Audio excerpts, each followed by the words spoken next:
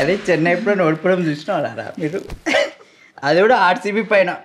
Cup నమ్దే.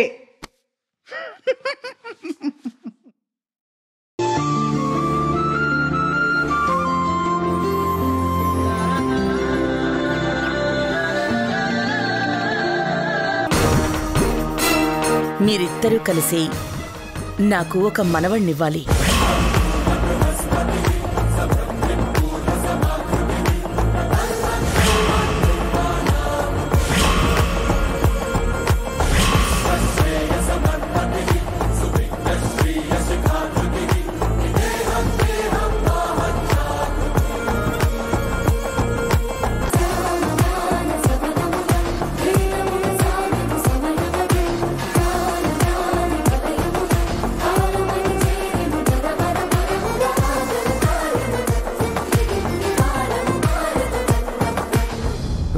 ఏమంటున్నావమ్మా?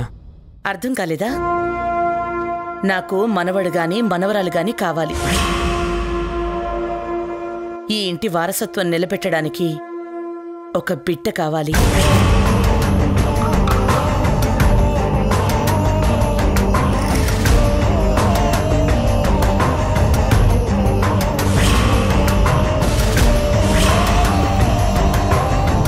ఏమిట్రా అలా తెల్ల ముఖం వేసుకుని చూస్తావు? మీ అమ్మ అడుగుతుంది కదా, సరే అని చెప్పు. మదర్స్ డే గిఫ్ట్ ఇస్తామని ఇద్దరు చెప్పారుగా, సరే అనండి.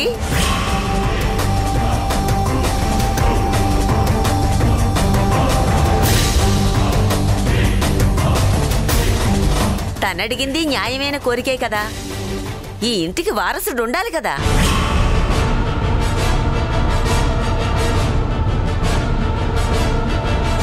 వారసులా? వారసులు ఉన్నాయి కదా బామ్మ, వీరిద్దరు వారసులే కదా, మళ్ళీ వారసులేంటి? ఇక్కడ పెద్దవాళ్ళం, మేము మాట్లాడుకుంటున్నాం కదా, పనోడివి మధ్యలో దూరి మాట్లాడతావేంట్రా? అయినా నీకిక్కడేం పని? పో లోపలికి వెళ్ళు. పిల్లలు రండి.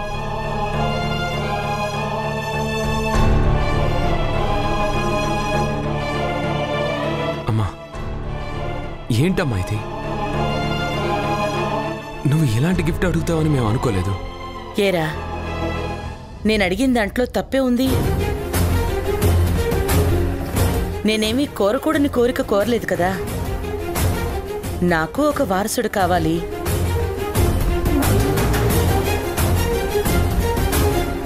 నా కొడుక్కి ఒక బిడ్డ కావాలి అని అడిగాను.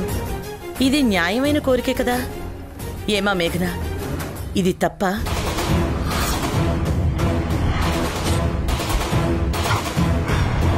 ఆ పిల్లలిద్దరినీ నేనేం కాదండం లేదు కదా. వాళ్లతో పాటు ఇంకొకరు. ఏ తప్పే ఉంది? చెప్పు మేఘనా. అమ్మా, తను కాదు, నేను చెప్తున్నాను. మేము పిల్లల్ని కనలేము.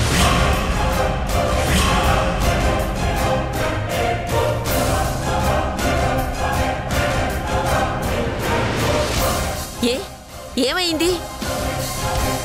ఎందుకంటే మేము పిల్లల్ని వద్దనుకున్నాం.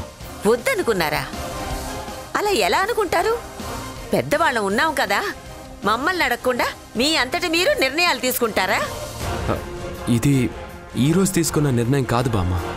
మా పెళ్లికి ముందే మేమిద్దరం డిసైడ్ అయ్యాం. మేము పిల్లల్ని కనం, మేఘన పిల్లలే నా పిల్లలని మేఘనకి మాటిచ్చాను. ఇప్పుడు నేను ఆ మాట తప్పలేనమ్మా. నేను మోసం చేయలేను. సారీ అమ్మా. సారీ అని చెప్పడం ఎవరికైనా చాలా సులభం నందు. దాందేముంది? సారీ అని 2 అక్షరాలు. కానీ ఇది 100 ఏళ్ల జీవితం, తరతరాల వంశ ప్రతిష్ట. నీ అంతట నువ్వే నిర్ణయం తీసుకున్నంత ఈజీ కాదు. చూడు, పెళ్లికి ముందు నువ్వు ఏం మాటిచ్చావో నాకు తెలీదు.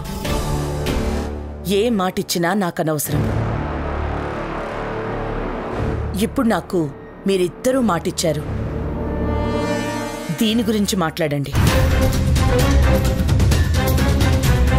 ఏమా మేఘనా, నువ్వేం మాట్లాడవేంటి? ఇది వాడికి సంబంధించిందే కాదు, నీకు సంబంధించిందే.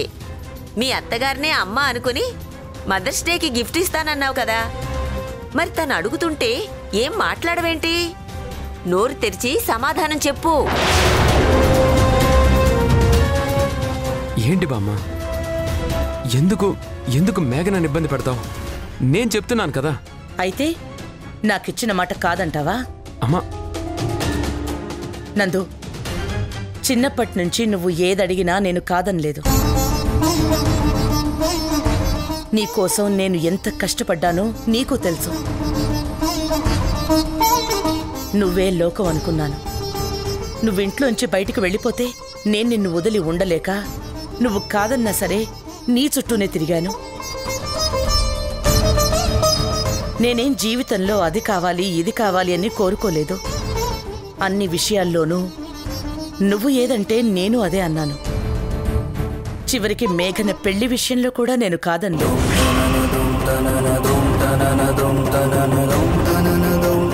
ఇంత జరిగినా ఏ రోజు నాకిది కావాలి అని నేను కోరుకోలేదు నందు.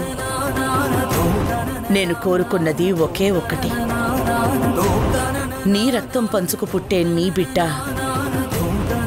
నాకు వారసుడిగా కావాలి.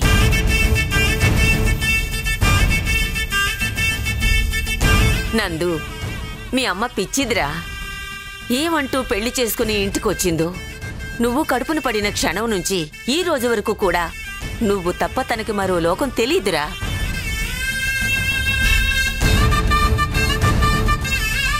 ఎవ్వరినీ ఏదీ అడిగిందే లేదు. చివరికి మీ నాన్నను కూడా ఏ రోజు నోరు తెరిచి అడగలేదురా.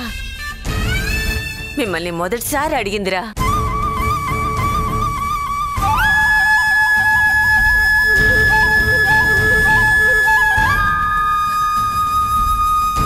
చూడండి, మీరిద్దరూ నాకు మాటిచ్చారు. మిమ్మల్ని ఇప్పటికిప్పుడు సమాధానం చెప్పమని ఇబ్బంది పెట్టడం లేదు. అలా చెయ్యడం కూడా అన్యాయం అని నాకు తెలుసు. మీరిద్దరూ బాగా ఆలోచించుకుని మాట్లాడుకుని చెప్పండి. వెళ్ళండి.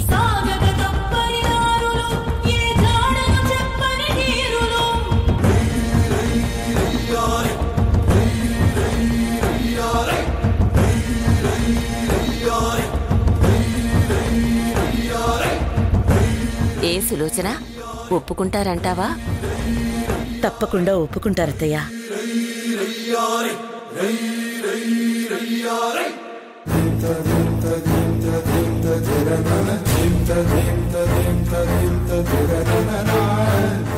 మీరిద్దరూ కలిసి నాకు ఒక మనవణ్ణివ్వాలి.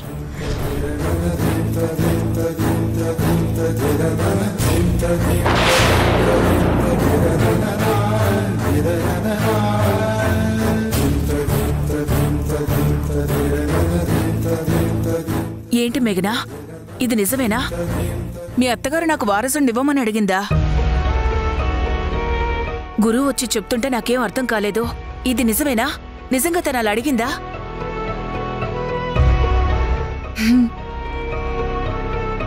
అదేంటి అలా ఎలా అడుగుతుంది? అసలు ఇది ఆవిడికి పుట్టిన బుద్ధేనా? ఏమో, నాకు తెలీదు పిన్ని.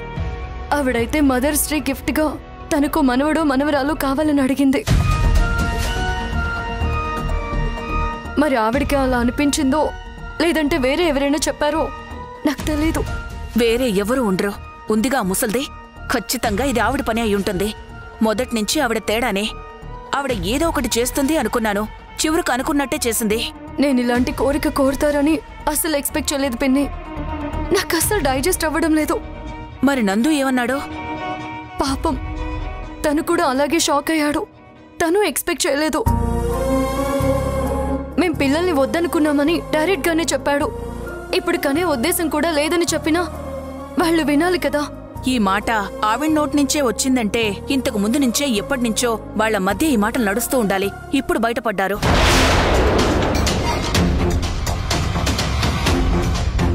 ఇది ఇంతటితో ఆగదు. రోజు రోజుకి దాని గురించి చర్చ పెరుగుతూనే ఉంటుంది గాని తగ్గదు మేఘనా.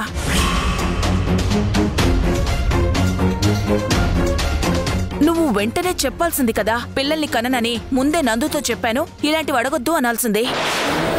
ఏంటి పిన్ని, నందునే చెప్పినా వాళ్ళు వినేలా లేరు అంటే ఇక నా మాట వింటారా?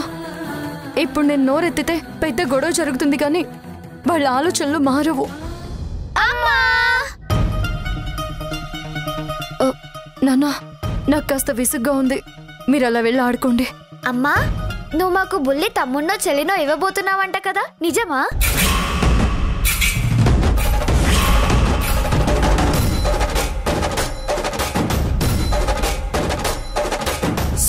ఏమన్నారు? అవునమ్మా, నాకు తమ్ముడా చెల్లా?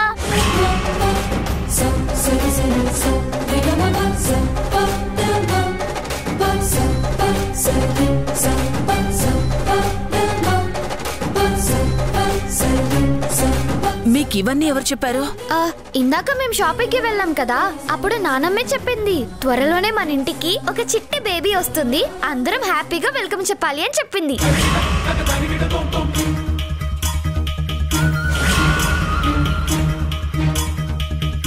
బేబీని ఇవ్వమని నేను అడగమని చెప్పిందమ్మా.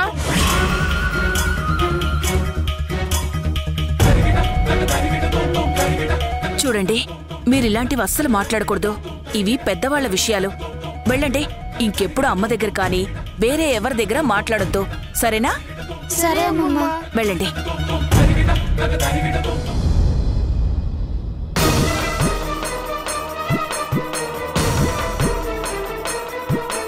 మేఘనా, చెప్పాను కదా, ఇది ఈ రోజు మొదలైంది కాదు, ఎప్పటినుంచో అనుకొని ప్లాన్ ప్రకారం ఈ రోజు బయటపడ్డారు.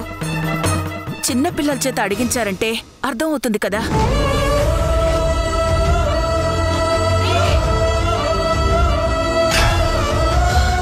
ఇది ఎంత దూరం వెళుతుందో, చివరికి ఏమవుతుందో తెలియడం లేదు పిన్ని.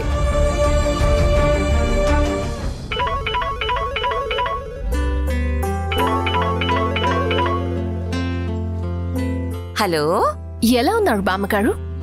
నేను బాగున్నానమ్మా, నువ్వెలా ఉన్నావు? బాగున్నాను బామ్మ. నువ్వు చేసిన గొప్ప పని గురించి నందు మేఘన చెప్పారమ్మా. నేనేం చేశాను బామ్మగారు?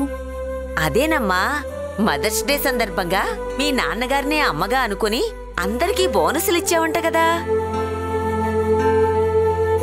అది అలా ఉండాలి తల్లి.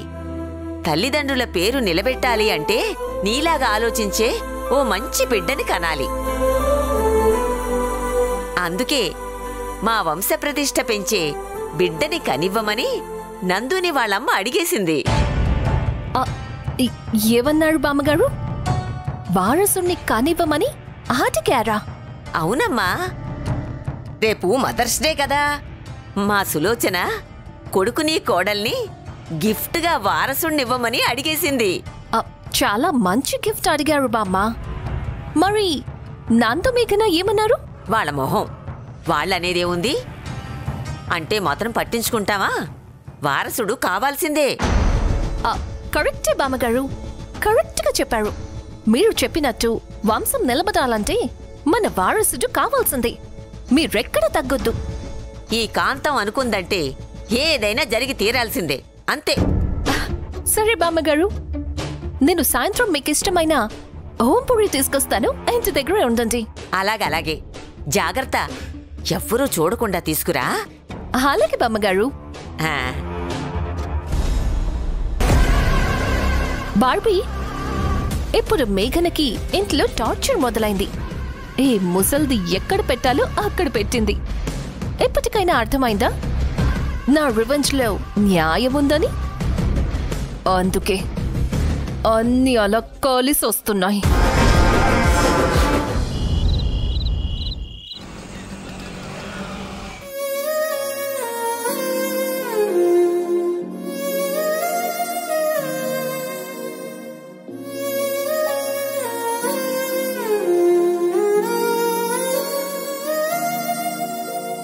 మౌనమావో మౌనమా మాటలేదుగా, పాదమావో పాద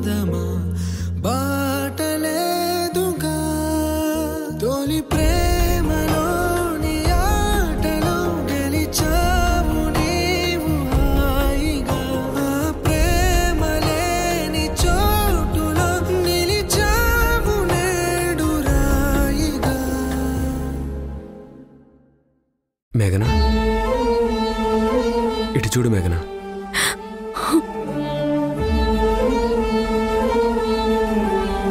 ఏంటి మేఘన, బాధపడుతున్నావా? భయపడుతున్నాను నందు. ఏ ఎందుకు? అమ్మలా అడిగినందుకేనా? ఆవిడ కోరికలో న్యాయం ఉంది, కానీ మన నిర్ణయంలో ఒక అర్థం ఉంది. అది ఆవిడకి ఎలా అర్థమయ్యేలా చెప్పాలో నాకు తెలియడం లేదు నందు. చూడు మేఘన, నువ్వు నేను పెళ్లి చేసుకునే ముందే ఒక నిర్ణయం తీసుకున్నాం. నేను మనస్ఫూర్తిగానే పిల్లలు వద్దు అనుకున్నాను. నిత్య ఆదిలే నా పిల్లలని ఫిక్స్ అయ్యాను. అది నిజం, అది నీకు కూడా తెలుసు. కానీ ఆ విషయం అత్తయ్య వాళ్ళకి నేను మాట్లాడతాను మేఘన.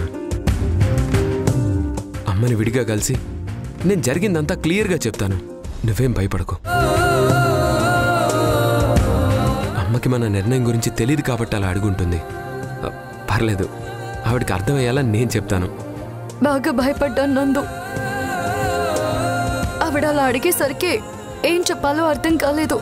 నువ్వేం చెప్తావో, అమ్మ మాట కాదనలేక ఎక్కడ సరే అంటావునని చాలా టెన్షన్ పడ్డాను.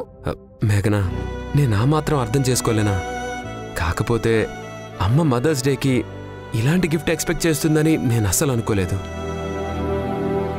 పెళ్లికి ముందే మనం ఇలాంటి నిర్ణయం తీసుకున్నామని, అమ్మ పెళ్ళి ఎక్కడ కాదంటుందో అని ఆ రోజు చెప్పకుండా ఆపాను. ముందే చెప్పాల్సింది కదా నందు.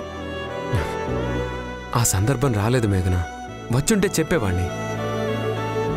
కానీ ఇప్పటికైనా మించిపోయింది లేదు. అమ్మతో ప్రశాంతంగా నేను మాట్లాడతాను. ఒప్పించగలుగుతావా నందు? ఒప్పించాలి మేఘనా. అమ్మది చాలా సున్నితమైన మనసు. ఆవిడ పైకి చాలా రఫ్గా కనిపిస్తుంది, కానీ మనసులో ఎంతో ప్రేమ అభిమానం ఉంటుంది. నువ్వే చూసావు కదా, మొదట్లో అమ్మ మన విషయంలో ఎలా ఉండేది, ఆ తర్వాత నిన్ను ఎలా చేరదీసింది. అమ్మది చిన్నపిల్లల మనస్తత్వం మేఘనా. ఏదైనా అనుకుంటే వెంటనే జరిగిపోవాలని అనుకుంటుంది, కానీ ఆ తర్వాత మెల్లగా మాట్లాడి ఒప్పించాలి. అత్తయ్య గారు ఒప్పుకుంటారంటావా? ఆవిడలా అడిగితే కాదని చెప్పడానికి నాకు నోరు రాలేదు.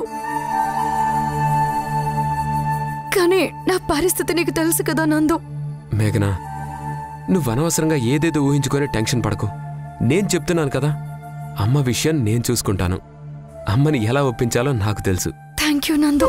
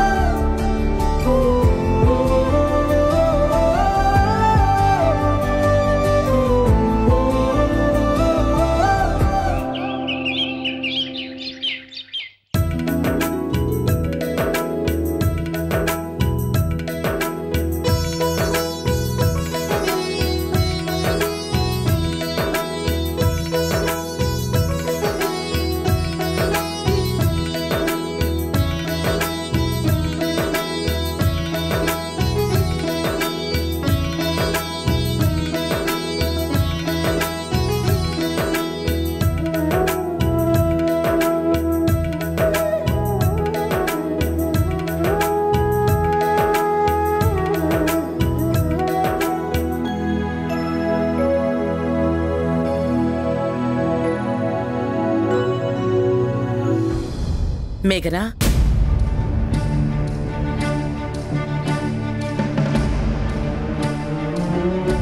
ఏమ్మా రాత్రి మీరిద్దరూ నేను చెప్పిన దాని గురించి మాట్లాడుకున్నారా? చెప్పమ్మా. మీ ఇద్దరిని మాట్లాడుకొని నిర్ణయం చెప్పమని చెప్పింది కదా, మీరేం చేశారు? చూడు మేఘనా, నేనేదో జోక్గా మీతో మాట్లాడలేదు. నిజంగానే నా మనసులో ఉంది అడిగాను. చెప్పమ్మా, ఏ నిర్ణయం తీసుకున్నారు? అత్తయ్య, అది నందు మీతో మాట్లాడతానన్నాడు. తను ఖచ్చితంగా మాట్లాడతాడు. వాడు మాట్లాడడం ఏంటమ్మా? వాడిదో నిర్ణయం, నీదో నిర్ణయమా? ఇద్దరు కలిసే కదా మాట్లాడుకున్నారు. అలాంటప్పుడు ఏమనుకున్నారో చెప్పటానికి ఏముంది? నువ్వే చెప్పు. ఎందుకమ్మా అంత ఆలోచిస్తున్నావు? ఏ కాదని చెప్తారా? అలా ఎలా చెబుతారు సులోచన? నువ్వేమైనా అడగకూడదు అడగలేదు కదా.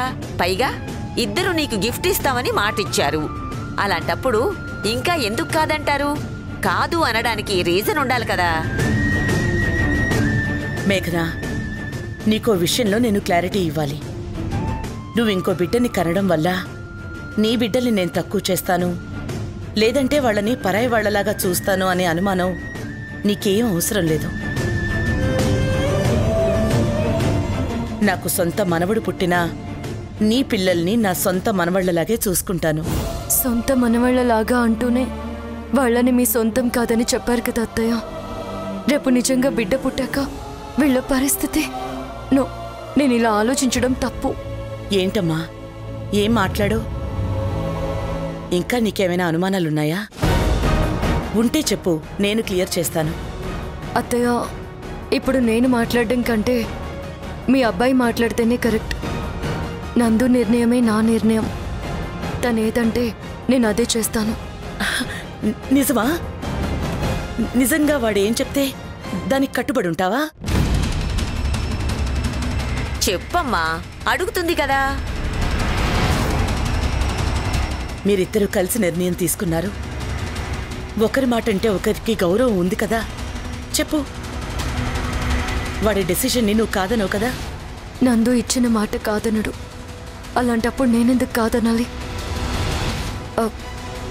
అవునత్తయ్య, నందు మాట నేను కాదనను. తనేమంటే దానికే కట్టుబడి ఉంటాను. ఖచ్చితంగా ఒప్పుకుంటాను.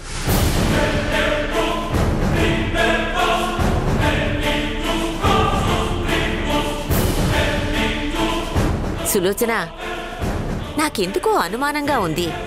నిజంగా నందు ఒప్పుకుంటాడంటావా? వాడే కదా పిల్లలు వద్దు అని చెప్పింది. వాడు ఇప్పుడు మన మాట వింటాడా? ఎందుకు వినడత్తయ్యా? ఖచ్చితంగా వింటాడు. వినేలా నేను చేస్తాను. అయితే మన ఇంటికి వారసుడు తప్పకుండా వస్తాడంటావా? వచ్చి తీరతాడు. నందు నాకిచ్చిన మాట తప్పడు. వాడు నాకిచ్చే మదర్స్ డే గిఫ్ట్ నా మనవడే.